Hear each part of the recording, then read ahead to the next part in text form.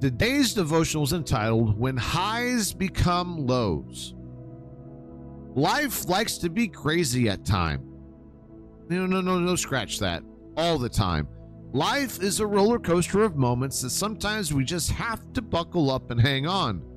No matter what you've prepared yourself for, that curveball just hangs a little bit harder, and we whiff when we think we've hit that ball out of the park. Moments of clarity suddenly become moments of obscurity, and the mental, spiritual highs that we were on are replaced with depression. And no matter what we do, this cloud just hangs over us, starts to taint the people and moments around us as well.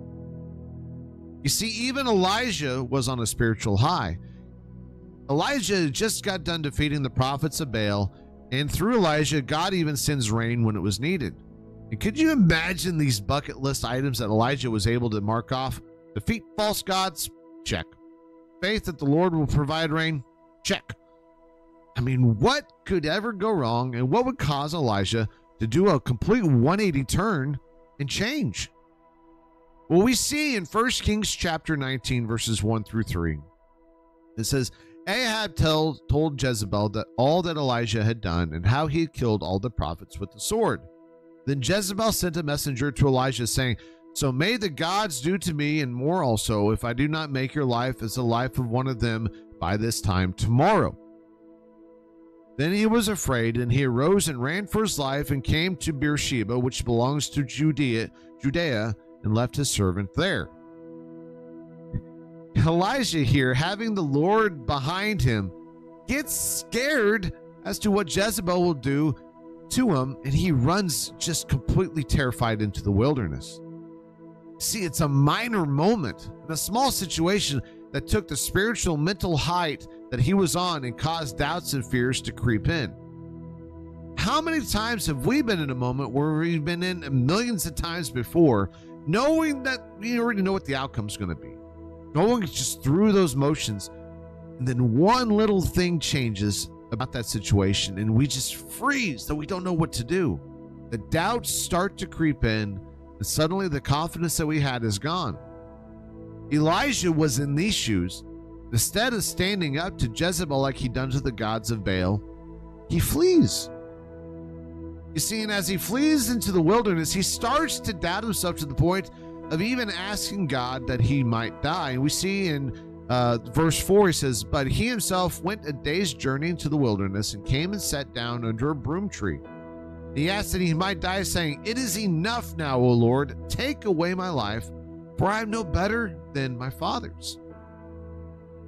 The insecurities, the doubts, the fears not only have creeped in, but have crippled him to the point of him wanting to die.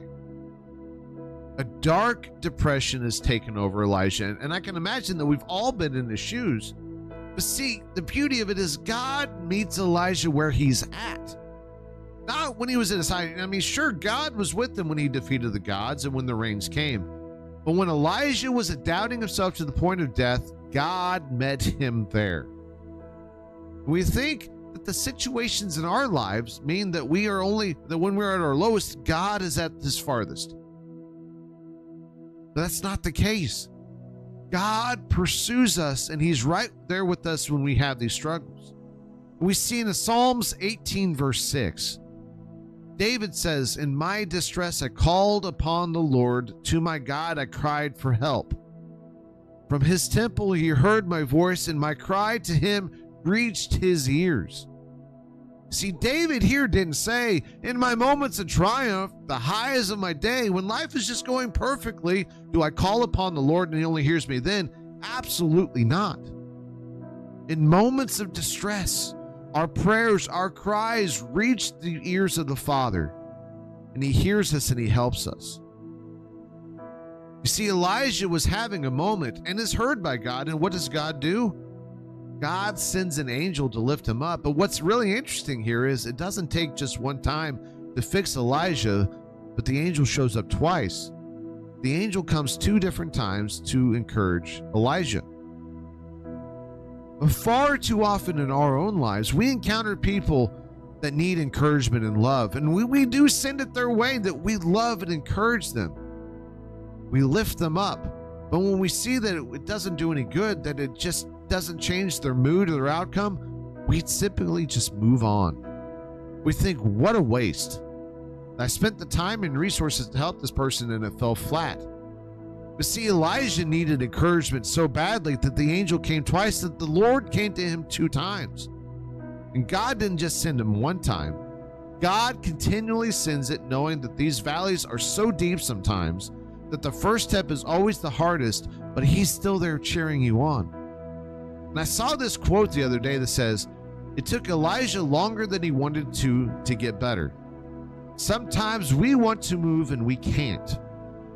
Sometimes the journey is too much. It's not a sin to understand your limitations. Start there, get stronger, and get up. See, God is there in the moments of joy and in the moments of panic. We have to know that our limitations mean that God is bigger, better, and stronger than even our strengths and is able to help us when we need it the absolute most. And see, Jesus told us in Matthew 11, verses 28 through 30, he says, "Come to me, all who labor and are heavy laden, and I will give you rest. Take my yoke upon you and learn from me, for I am gentle and lowly in heart, and you will find rest in your souls. For my yoke is easy and my burden is light." See, we all go through moments in life that are difficult.